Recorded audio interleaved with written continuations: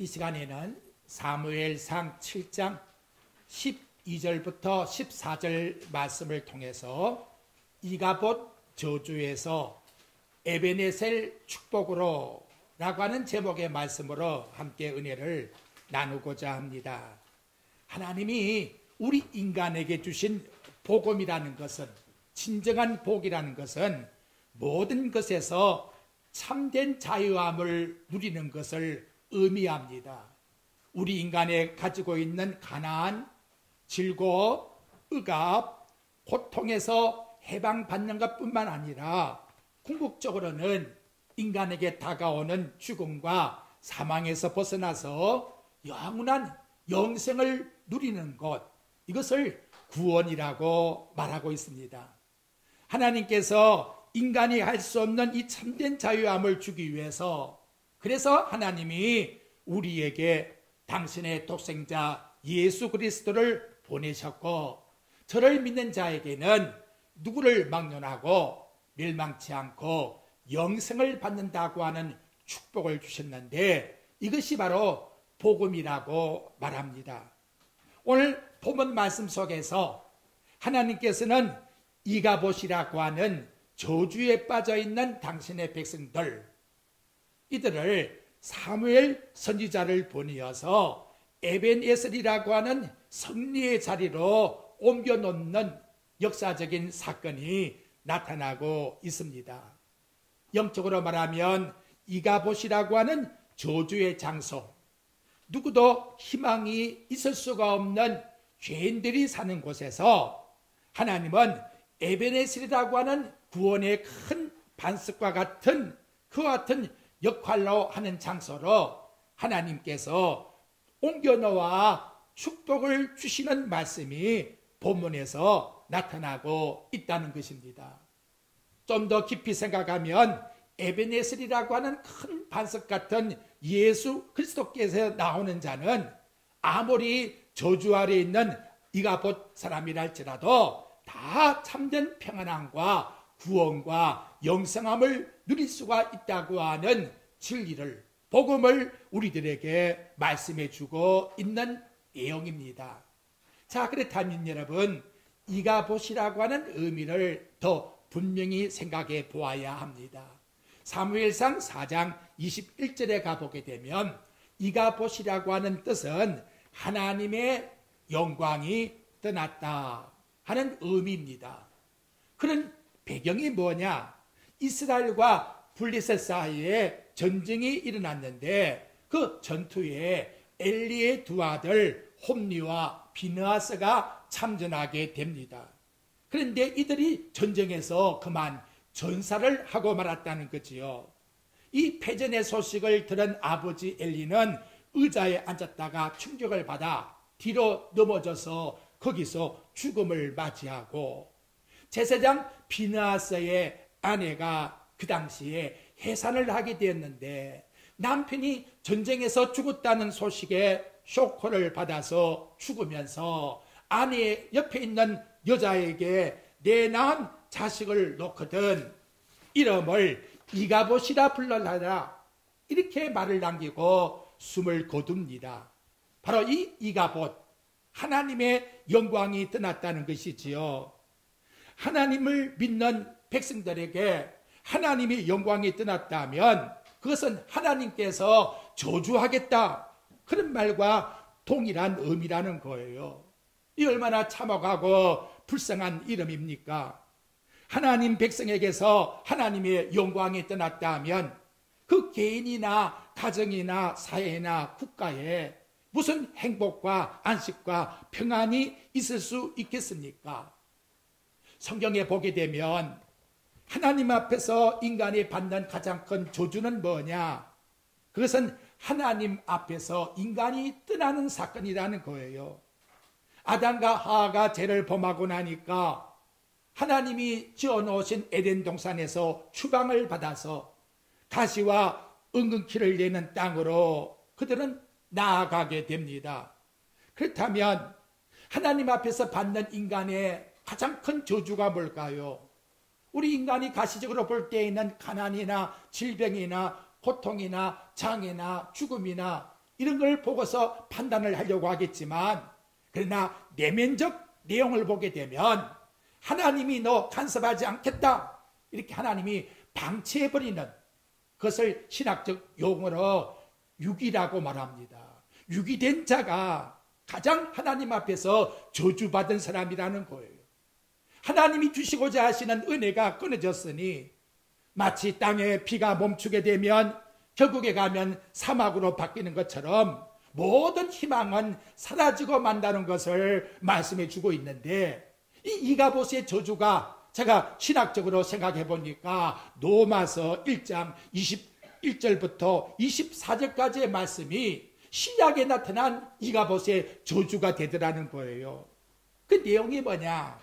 하나님을 알되 하나님을 영화롭게 하지 않고 감사하지도 아니하고 오히려 그 생각이 허망해져서 미련한 마음이 어두워졌나니 스스로 지혜 있다 하나 어리석게 되어 썩어지지 아니하는 하나님의 영광을 썩어질 사람과 새와 짐승과 기어다니는 동물의 모양의 우상으로 바꾸었느니라. 이러한 삶으로 하나님을 저버리고 나아가 우상을 섬기는 이 삶이 곧 하나님께 저주받은 이가봇의 모습이라는 것을 말씀을 하는데, 우리 하나님은 너 마음대로 해라, 인간의 정욕대로 그냥 내버려 방치해버렸다는 거예요. 이것이 곧 이가봇의 저주라고 성경은 말씀하고 있다는 거예요.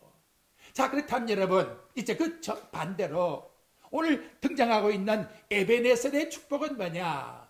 에베네셀이란 말은 합성어의 단어입니다. 그래서 에벤과 에셀인데, 에벤이란 말은 바로 우리 신약에 말하는 큰 돌멩이 페트라라고 하는 큰 반석을 말해주고 있고, 그리고 에셀이란 말은 도우셨다 하는 내용을 말하고 있습니다.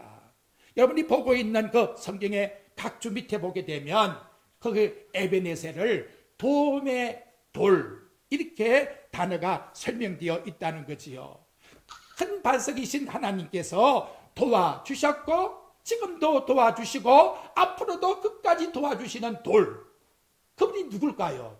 점점 우리 머릿속에서 에베네셀의 축복이라는 것은 저주받은 이 땅에 하나님께서 영생을 주시고자 오신 큰 돌과 같은 반석이신 그리스도라는 사실을 우리들에게 나타내주고 있고, 바로 이러한 놀라운 축복을 누굴 통해서? 사무엘을 통해서 하나님께서 주시고 있다는 걸 우리에게 설명해 주고 있다는 것이지요.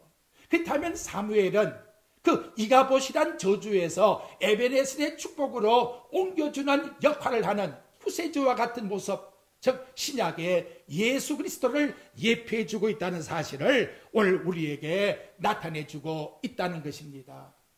오늘 사랑하는 성도 여러분, 제가 이 말씀을 드리는 이유는 무엇이냐? 현재 보이지 않는 이 코로나 바이러스로 인해서 우리 신앙생활이 이가봇이라는 시대로 침체될까 봐 두렵다는 것이지요. 암흑의 이가봇이라고 하는 속으로 만약 우리의 신앙생활이 이스라엘 백성과 침체되어 버린다면, 그 당시에 복기도 있었고 제사장도 있었음에도 불구하고 하나님의 영광이 떠났다고 하는 이가봇의 시대를 맞이하고 있다면, 우리는 속히 벗어나서 다시금 복음의 회복으로 그리스도 안에서 에베네셀의 축복을 받는, 에베네셀의 축복을 누리는 성도들이 꼭 되셔야 된다는 것을 여러분에게 말씀드리기 위해서 오늘 본문의 말씀을 선택한 것입니다. 신약 성경에 보게 되면 우리 신앙은 늘 점검하라고 말씀합니다. 점검이라는 건 참 중요한 거예요. 고린도후서 13장 5절에 보면 너희가 믿음에 있는가 너희 자신을 시험해보고 너희 자신을 확증해라. 너희가 예수 그리스도 안에 내가 있다는 사실을 확증하지 못하면 그 사람은 버림받은 사람이다. 버림받은 사람이다. 두렵잖아요. 이 코로나 바이러스 시대에 우리 자신을 내가 정말 그리스도 안에 있는가, 이걸 점검해보고 확증해 볼 수 있는 그런 마음을 우리 마음속에 꼭 가져야 합니다. 그래서 신앙에 침체되지 말고 아가봇 시대로 나가지 말고 에베네셀의 하나님의 축복이 여전히 변함없이 앞으로도 지속된다는 사실을 믿고 그리스도 안에서 살아가는 나와 여러분의 삶이 꼭 복되시기를 주 예수 그리스도의 이름으로 축복드립니다. 자, 이제 우리 첫 번째 말씀. 하나님의 영광, 이가봇의 삶은 어떠했을까? 하나님 영광이 떠난 이 이가봇의 삶을 성경은 단적으로 이렇게 설명을 해줘요. 하나님의 복귀에 대해서 무관심하였다. 이것이 이가봇 시대의 모습이라는 거예요. 하나님 영광이 떠났다는 것은 깜짝 놀랐는데 복귀가 사라졌다는 것은 별로 생각을 안 해요. 근데 오늘 본문 말씀에 여러분 7장 말씀에 와서 2절 말씀을 보십시오. 거기 내용에 보게 되면 하나님께서 뭔가 이 성경에서 고발을 하고 있는 느낌을 우리에게 줘요. 괴가 기랏 여아림에 들어간 날부터 20년 동안 오래 있은지라 이스라엘 온 족속이 여호와를 사모하니라. 앞에 내용에 보니까 기랏 여아림에 하나님의 복궤가 거기가 있는데 무려 기간이 20년이 되었다고 말씀하고 있습니다. 그러면 이 기랏 여아림은 어디냐? 여러분에게 보여드리지 못하는데 남쪽 블레셋이라고 하는 변방 국경지대에 가 있다는 거예요. 하나님의 복궤, 하나님을 섬기는 사람들이 가장 중요한 것은 이스라엘 진을 보더라도 12지파의 가장 중앙에 와 있는 것이 하나님의 복궤의 위치인데 이것이 저 멀리 외국 가까운 곳에 변방에 나가서 그냥 방치해버린 지가 20년이 되었다. 그 말은 하나님께 대해서 뭐 했다? 전혀 신경 안 썼다. 무관심했다. 하나님을 믿는 사람이 하나님을 믿는 데에 무관심한 이것이 뭐냐? 이가봇의 저주라고 이와 같이 말하고 있다는 거지요. 그것은 뭐냐? 부모를 섬겨야 될 사람이 부모를 방치해버리고 그냥 살아가는 불효자의 모습 같은 방탕의 생활을 지금 하고 있다. 이런 모습을 성경은 우리들에게 나타내주고 있다는 겁니다. 이 시간 여러분, 시대가 흘러가도 변함없이 이 말씀은 우리 믿는 사람들에게 질문을 던질 거예요. 사무엘상 7장 2절의 질문은 여기 모인 나와 여러분들에게도 질문을 던지고 있습니다. 21세기에 살고 있는 성도들아, 당신이 섬기는 하나님께 대해서 당신은 어떤 마음을 가지고 섬기고 있느냐? 솔직하게 하나님 앞에서 한번 대답을 해보아라. 이스라엘 백성과 같이 하나님의 복궤를 변방에 두고 저 이방 나라에 가까이에 그냥 방치해버리는 그런 무관심 생활 속에서 너희들이 신앙생활을 하고 있다면 그것은 뭐냐? 바로 지금의 이가봇 시대의 모습과 동일하다는 것을 우리들에게 말씀으로 가르쳐주고 있다는 거지요. 복궤를 무관심한다는 게 뭡니까 여러분? 이 시대로 말할 것 같으면 그리스도를 믿는 믿음의 보배를 무관심해버리는 거예요. 그거 뭐 별거 아니라고. 이 믿음의 보배를 무관심하는 거예요. 하나님을 무관심하게 되면 자연히 발생하는 것이 뭐냐? 예배에 대한 소중함을 못 느껴요. 무관심해버리는 거예요. 내 입술로 하나님께 기도할 필요성을 못 느끼는 거예요. 하나님 없이도 얼마든지 살 수가 있다는 거지요. 하나님 없이도 살 수 있다는 그 마음은 바로 탕자가 아버지 재산 가지고 나와서 내가 돈이 있으니까 살 수 있다는 마음과 똑같은 그런 모습 속에서 살아가는 무관심. 그런데 여러분, 이런 마음을 가지고 있다면 그 마음속에 진정한 평안이 있을까요? 천만에. 예레미야의 선지자의 말씀을 보니까 하나님을 저버린 이스라엘 백성의 마음은, 신앙은 어떠하냐? 하나님을 저버린 것은 마치 터진 웅덩이에다가 물을 붓는 것과 같다. 생수의 근원이신 하나님을 저버리고 너희들이 나아가서 살려고 하는데 웅덩이가 터져 있는데 아무리 갖다 물을 갖다 부어보아라. 거기에 채울 수가 있겠느냐? 블레셋 나라의 속국으로 있는 이스라엘 백성들이 무슨 평강이 있겠습니까? 사탄의 지배 속에 있는 백성이 된다 할 것 같으면 누구를 막론하고 무슨 행복을 가지고 살아갈 수 있겠는가라는 거지요. 아무리 재물을 모한들 블레셋 사람들이 다 빼앗아가 버리니 안절부절해요. 상황이 항상 불안해요. 밤에 잠을 자도 불안해서 잘 수가 없는, 그래서 지금 여러분 수면제가 책으로 많이 팔린다는 거예요. 불안해서 못 사니까. 이거 얼마나 시달리는 시대입니까? 어찌 보면 오늘 이 시대가 하나님 앞에서 영적으로 오늘 본문 말씀에 나온 이가봇 시대와 같은 모습 속에서 살아간다 해도 과언이 아니라는 것이지요. 만약 우리에게 이러한 마음이 있다 같으면 이제 우리는 돌아서야 된다는 거예요. 이런 마음속에 있는 하나님 아버지의 마음은 얼마나 안타까우냐. 이사야서 1장 3절의 말씀에 보면 소는 그 임자를 알고 나귀는 그 주인의 구유를 알거만 하나님을 떠난 내 백성은 왜 깨닫지를 못하는고. 하나님은 탄식의 눈물을 이사야를 통해서 그 시대에 당신의 백성들에게 보여준 것과 같이 오늘날 이 시대에도 이런 모습을 우리들에게 하나님은 말씀을 통해서 나타내주고 있다는 거예요. 이스라엘 백성으로 말하면 법궤를 저 이방 나라 가까운 것에 방치해버렸다는 것은 영적으로 말하면 죄송합니다마는 내 부모를 옛날 고려장에 갖다 버린 것과 마찬가지의 모습으로 지금 나타내주고 있다는 거예요. 하나님을 의식하지 않고 살아가는 마음이 되었다면 그것이 이가봇의 저주라고 성경은 말씀하고 있다는 것입니다.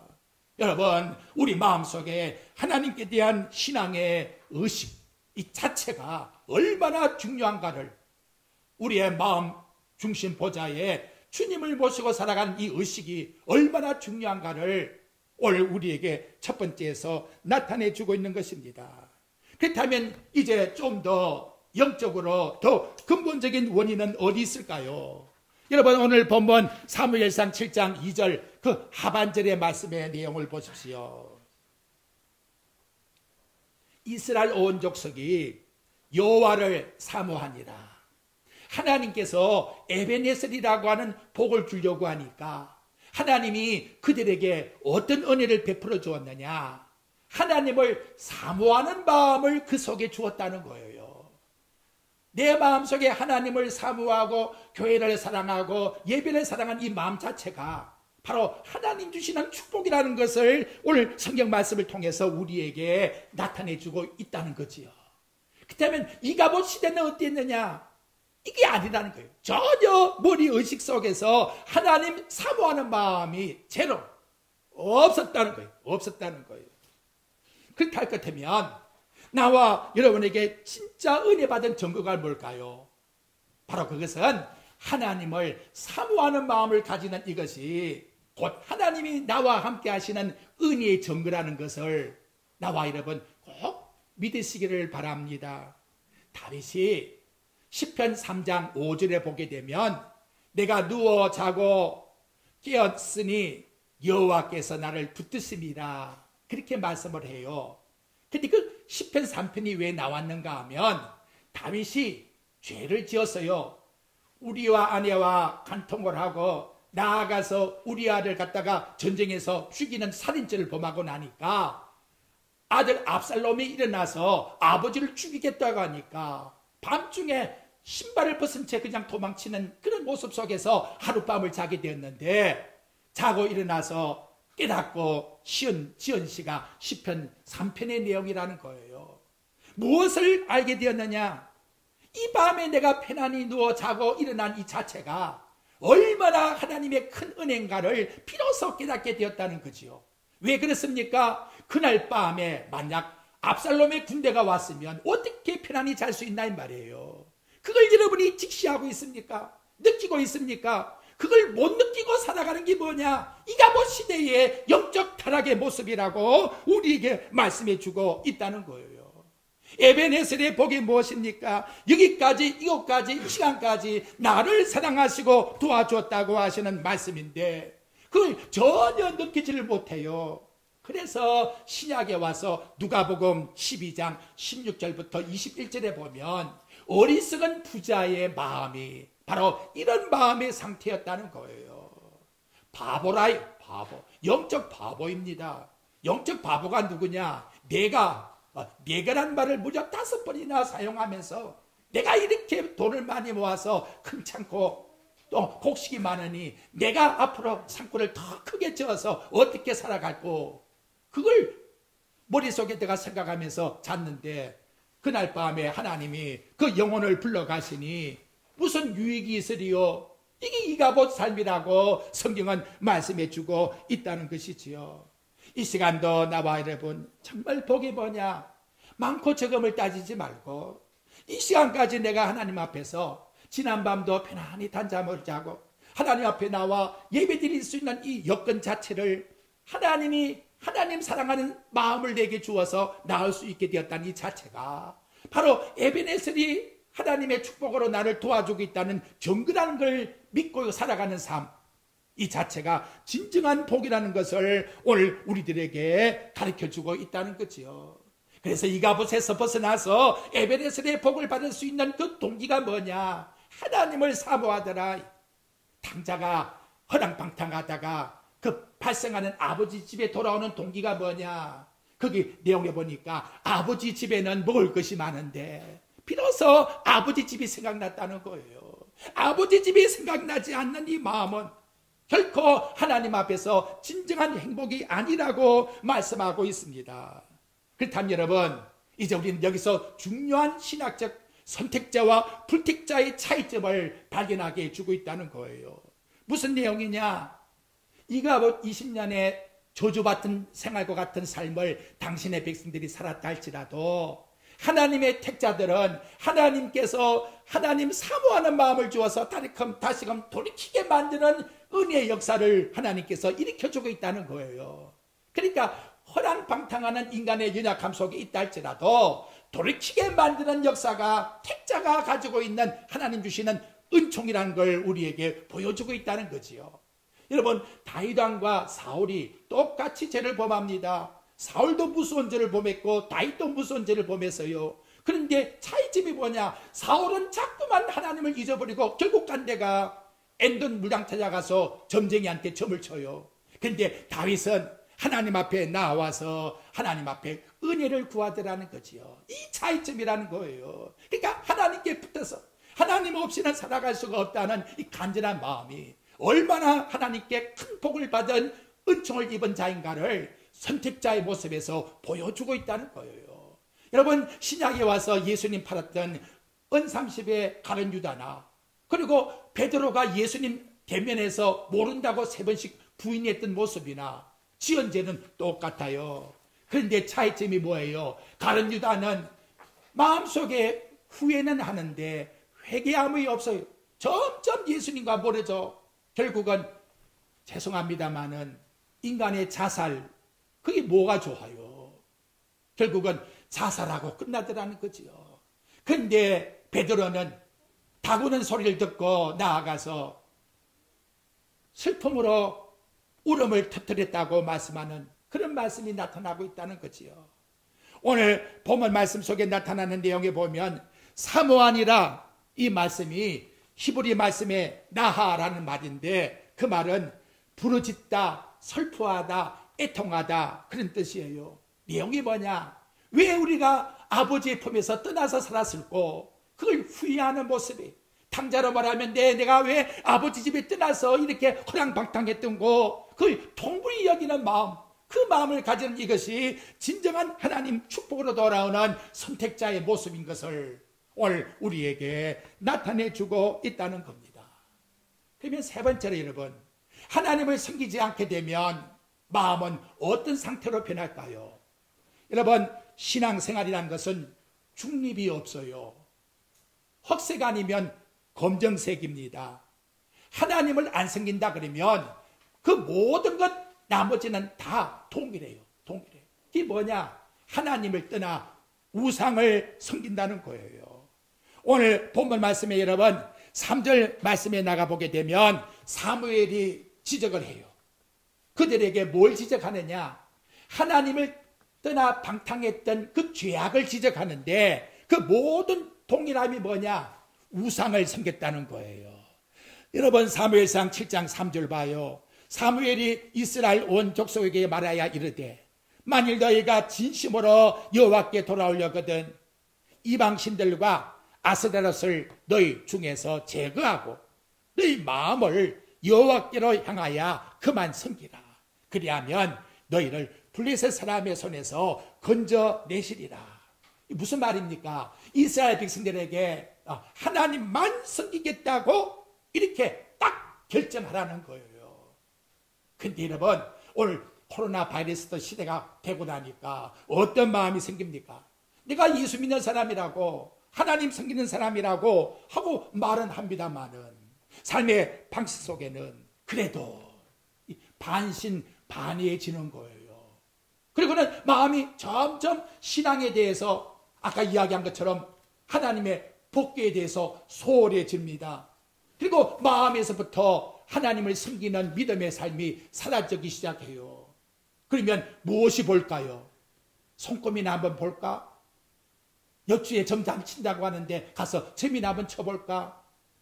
마음이 우상화되기 시작하는 거예요.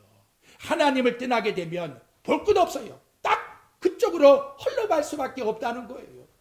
골로새 3장 5절에 보니까 거기에는 우상숭배를 탐심이라고 말하고 있어요. 우리 인간의 존재를 가지고 살아남으려고 하니까 탐심이 생기지 아니할 수가 없다는 거지요. 나아가서 여러분, 하나님보다 더 두려운 것을 섬기고 있다면, 코로나 바이러스가 더 두렵다고 마음속에 하나님보다 더 의식하고 있다면 그것이 우상이라는 거예요. 왜냐하면 하나님께서 피조물로 코로나 바이러스를 주었는데, 아니 그것이 하나님보다 더 무섭다고 하니 어떻게 내 마음속에 진정한 믿음 생활로 살아갈 수가 있겠습니까? 성경은 절대적 진리를 말합니다. 비우상화, 하나님 한 분 외에는 절대 다른 신이 있을 수가 없다. 그것을 오늘 우리들에게 말씀해 주고 있습니다. 이 시간도 여러분, 우리 찬송가 불렀습니다마는 주 예수보다 더 귀한 것은 없다고 우리 부른 찬송대로 고백합니까? 그렇다면 우리 마음의 보좌에 예수님 외에는 누구도 올 수가 없다는 것을 나와 여러분 신앙 고백하며 살아가십시오. 1517년 10월에 마틴 루터가 종교개혁하면서 부르짖은 말이 있어요. 하나님으로 하나님답게 하라. 하나님을 섬깁니까? 좋습니다. 하나님답게 섬기십시오. 그분은 유일하신 분이십니다. 천하 모든 걸 주관하신 분이십니다. 생사복을 주관하십니다. 절대로 믿으십니까? 그 말씀 앞에서 온전히 내 자신이 비우상화로 하나님만을 섬기는 전심으로 하나님께 돌아오는 신앙, 이것이 에베네셀의 축복되는 마음의 신앙의 자세라는 것을 우리들에게 세 번째로 나타내주고 있습니다. 다음 여러분, 네 번째로 하나님께서 이스라엘 백성에게 은혜를 주었어요. 그것이 4절 말씀에 나옵니다. 한번 보십시오. 이에 이스라엘 자손이 바알과 아스타롯을 제거하고 여호와만 섬기더라. 여호와만. 참 이거 만자가 중요한 거예요. 도가 아니, 성경도 하나님 말씀이라면 틀린 거예요. 그러면 다른 것도 성경 말씀이 될 수 있는 거예요. 하나님만 하나님이시다. 성경만 하나님의 진리이시다. 이렇게 고백을 드리게 되었다는 거죠. 그렇다면 지금까지 섬겨왔던 우상은 다 무다. 그래서 여러분, 우상이라고 하는 그 자체의 단어는 없을 무자에 아무것도 없어요. 없는 걸 붙잡고 신이라고 말하고 있다는 것이지요. 자, 이가봇 시대 때에는 사무엘상 4장부터 6장에 보니까 갈 때마다 참패를 당해요. 오늘도 전쟁에 나가서도 또 졌겠지. 그게 그 머릿속의 의식이에요. 그런데 여호와만 섬기겠다고 하니까 상황이 바뀌어졌습니다. 그래서 사무엘상 7장에 대승리의 사건이 나타나고 있다는 거예요. 그러면 여러분, 이 에베네셀의 이름이 치고가 붙어지기 전에 여러분, 우리 마음속에 어떻게 하면 하나님께 내 기도가 응답될까, 그런 마음을 가지겠습니다마는 오늘 본문 말씀의 내용을 통해서 보게 되면 바로 사무엘이 하나님 앞에 드리는 그 제사 속에서 하나님이 응답하시는 그 축복의 내용 속에 어떻게 기도를 드렸는가가 본문에 나와요. 여러분, 7장 9절 말씀을 한번 보십시오. 이것이 하나님이 응답받으시는 그 기도의 내용이었다는 거예요. 어떻게 합니까? 사무엘이 젖 먹는 어린 양 하나를 가져다가 온전한 번제를 여호와께 드리고 이스라엘 위하여 여호와께 부르짖음에 여호와께서 뭐했다? 응답하셨더라. 자, 이제 말씀드리겠고 그 결과 10절 보십시오. 사무엘이 번제를 드릴 때에 블레셋 사람들이 이스라엘과 싸우려 가까이 오매 10절 맨 밑에 보니까 그들이 이스라엘 앞에서 뭐했다? 패한지라. 이스라엘이 살아온 생활 속에서는 있을 수 없는 일이 벌어졌어요. 할 때마다 전쟁하면 질 줄 알았는데 대성의 놀라운 승리가 얻어졌다는 거지요. 무엇 때문에 나타났느냐? 여기 나타난 내용을 보면 그들이 무기가 많아서 전술이 좋았어가 아니에요. 바로 사무엘이 하나님 앞에 기도하여 응답을 받았으니 그 결과가 이렇게 승리하게 되었다고 우리에게 말씀을 통해서 나타내주고 있다는 겁니다. 사무엘이 어떻게 기도했습니까, 여러분? 10절 봐요. 사무엘이 번제를 드릴 때에, 번제라는 것은 완전히 모든 걸 불태워 드리는 거예요. 그런데 뭘 통해서? 어린 양 하나를 가져다가, 이제 신약적으로 생각해 봐요. 어린 양 예수님을 의지해서 완전히 우리의 모든 것은 다 주님 것입니다. 살든지 죽든지 주님 뜻대로 해주시옵소서라고 주님께 예배를 드렸다는 것이지요. 그런데 번제를 드릴 때에는 반드시 드리는 것이 뭐냐? 속죄 제사를 함께 드린다는 거예요. 하나님, 우리는 죄인입니다. 지금까지 우리는 이가봇 시대 속에서 하나님 떠나서 살았습니다. 하지만 어린 양 되시는 예수 그리스도의 보혈의 피를 의지하고 전적으로 우리 하나님만 위해서 살아가기를 원합니다. 온 백성들의 마음이 하나가 되어서 우상을 버리고 사무엘이 이 제단을 가지고 하나님께 나아갔더니 하나님께서 이스라엘 위하여 여호와께 부르짖는 바로 사무엘의 기도를 응답하셨다고 본문 말씀은 우리들에게 나타내주고 있다는 것입니다. 그리고 승리를 얻게 되었어요. 그리고 나서 한 말씀이 뭐냐? 그래서 여러분 12절의 말씀이 나왔어요. 사무엘이 돌을 취하여 미스바와 센 사이에 세워 이르되 여호와께서 여기까지 우리를 도우셨다. 그 이름을 뭐라고? 에벤네셀이라. 과거에도 도와주었고 지금도 도와주시고 앞으로도 도와주실 큰 반석이신 이 돌, 그것이 누구냐? 하나님의 능력이라고 말씀하고 있습니다. 마태복음 16장 18절 말씀에 보면 내가 이 반석 위에다가 이 교회를 세우리니, 예수님이 페트라라고 하는 큰 반석 진리 위에다가 이 교회를 세웠기 때문에 음부의 권세가 절대로 이기지 못하리라고 말씀합니다. 우리에게 대성은 무엇입니까? 우리에게 진정한 평강은 무엇입니까? 우리에게 약속의 보장이 뭐냐 그 말이에요. 진리이신 그리스도를 붙잡고 이 반석 위에다가 내 믿음을 세울 때만이 확실한 이 땅에서 보장이 된다는 것을 에베네셀의 축복을 통해서 나와 여러분들에게 말씀해 줍니다. 반석이신 그리스도가 우리를 위한다면 누가 우리에게 정죄할 수 있고 또 우리에게 누가 두려움을 줄 수 있겠습니까? 그래서 바울은 로마서 8장 35절과 37절에 누가 우리를 그리스도의 사랑에서 끊으리요? 환난이나 공고나 박해나 기근이나 적신이나 위험이나 칼이랴. 그러나 이 모든 일을 우리를 사랑하신 이로 말미암아 넉넉이 우리 마음 펴시다. 여러분, 마음 펴시다. 나를 사랑하는 분이 있어요. 그분이 천지를 창조한 분입니다. 오늘날 코로나 바이러스를 마음대로 주관하신 분이에요. 그분이 우리를 넉넉하게 이기도록 승리해 주시겠다고. 하나님은 무엇 하신다? 거짓말하지 않습니다.